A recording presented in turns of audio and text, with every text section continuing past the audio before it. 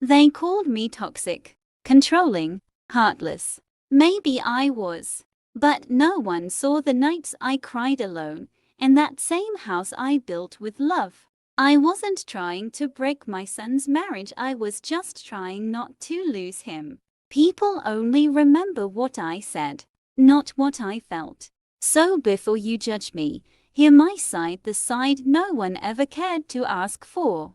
I still remember the way my house used to sound before she came. The sound of my son's laughter echoing from the living room. The way he'd call out, "Mom, have you eaten?" every evening after work. For years, it was just me and him. Two people trying to make a home after life took away the man who built it. When my husband passed, my son became my world. Every decision I made, every prayer I whispered, was about his happiness. I watched him grow from a shy boy to a man with dreams, and I told myself, as long as he's close, I'll never be lonely again. Maybe that's where my mistake began. I didn't notice how tightly I was holding on, until the day he told me he'd found someone. I smiled that day, at least I tried to, but deep inside, something trembled. A small, selfish thought whispered, will he still need me once she's here? The days before the wedding were busy, full of guests and laughter,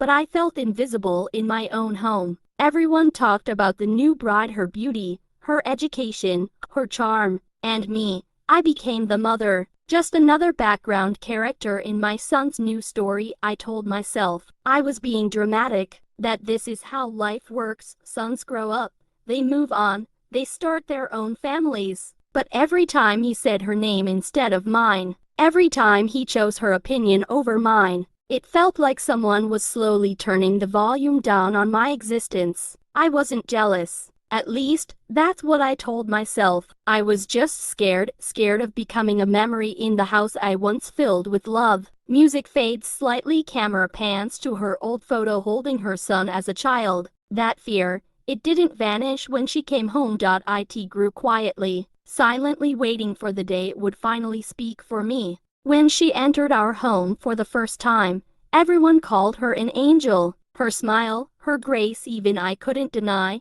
She was beautiful, and I wanted to like her. I really did. For days, I tried to be the kind of mother-in-law I always wished I had, gentle, understanding, welcoming, but something about her presence made me feel replaced. She didn't do anything wrong, not really. It was the way my son looked at her, the same way he used to look at me when he was little, full of love, full of care. Only now, it wasn't for me. I told myself it was normal, this is how life changes. But my heart didn't listen. Every time she cooked his favorite meal, I felt unnecessary. Every time he asked her opinion instead of mine, it stung like betrayal. I started noticing small things, not because they mattered, but because I needed them to matter. The way she arranged the living room differently, the way she laughed loudly at his jokes, the way he defended her when I tried to correct her. I wasn't trying to be cruel, I was trying to hold on. To feel seen again.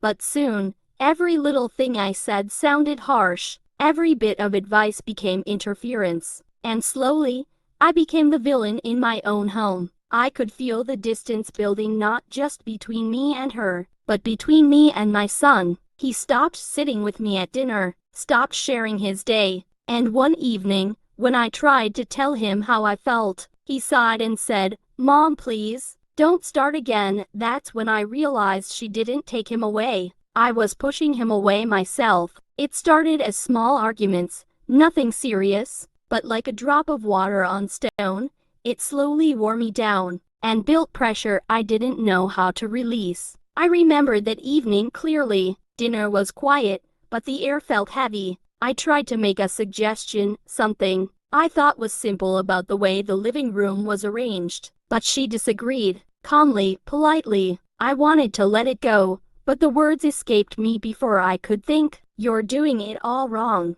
Her eyes widened, my son shifted uncomfortably, and just like that, the dam broke. The conversation escalated. Every old insecurity, every fear I had buried over the years poured out. I accused her of taking my son away, of not respecting me, of changing the home I had built with my hands. She defended herself, perfectly composed, and every word felt like a knife. My son tried to mediate, but he was caught in the middle, torn between the woman he loved and the mother he couldn't abandon. It ended in silence. Heavy, suffocating silence. I remember going to my room, my hands trembling, tears streaming down my face. I had never yelled like that before. I had never felt so small in my own home. That night, I lay awake thinking, have I destroyed the relationship I cherished most? Every word I had spoken, every judgment I had made, felt sharper than I remembered. I wasn't just angry at her anymore. I was angry at myself for letting fear and loneliness turn me into someone I didn't recognize.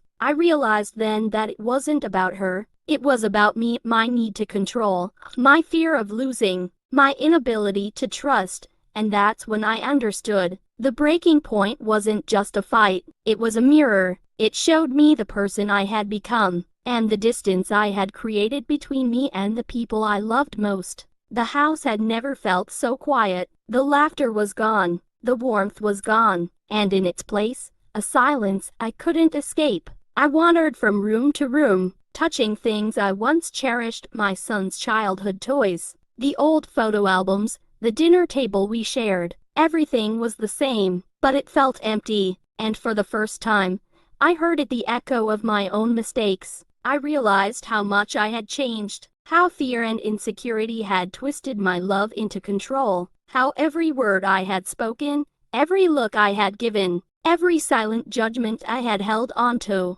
had built walls instead of bridges. She hadn't taken my son away. I had pushed him into silence. I had built a cage around my own family, and the key was in my hand all along. That night, I replayed the argument over and over. I remembered her calm, her patience, her unwillingness to fight back. I remembered my son, caught in the middle, trying to please both of us. And I saw myself clearly for the first time, not as a loving mother, not as a respected elder, but as someone consumed by fear, pride, and misunderstanding. Tears came, quietly at first. Then, like a storm, I couldn't stop. I spoke to no one, cried in solitude, and begged myself for forgiveness for the years I had let slip away, for the moments I had ruined, for the silence that had grown louder than any words. I understood then that love isn't about control. It isn't about being right. It isn't about holding on so tightly that the ones you love feel trapped. I wish they could see me now, not as the woman they feared, not as the woman they blamed, but as someone who finally learned too late, perhaps, but learned nonetheless that love, respect, and understanding are worth more than fear and silence. I wish I could tell them everything, not to justify myself, but to be understood, to explain that I never wanted to hurt anyone, that every harsh word, every judgment, every moment of control came from fear, fear of losing the son I loved more than anything in this world. I learned, too late, that love isn't about possession. It's about trust. It's about respect. It's about knowing when to step back and let the people you care for live their lives, even if it hurts you. I thought I was protecting my family, but all I did was create walls between us. The silence that followed our fights was deafening. It spoke the truth I had ignored for years, that fear and pride can destroy even the closest bonds. And yet, in that silence, I found clarity. I realized that forgiveness doesn't only come from those we hurt. It begins with forgiving ourselves. I may never erase the pain I caused. I may never get back the moments lost, but I can choose how I move forward, with humility, understanding, and love that isn't controlling. So I share my story now, my side of the truth, not to win sympathy, not to claim innocence, but to remind anyone who feels unheard or misunderstood that your voice matters, even if it trembles, even if it comes late, even if the world only saw your mistakes. Because sometimes the hardest battles are fought in silence, and the most important lessons come from finally speaking.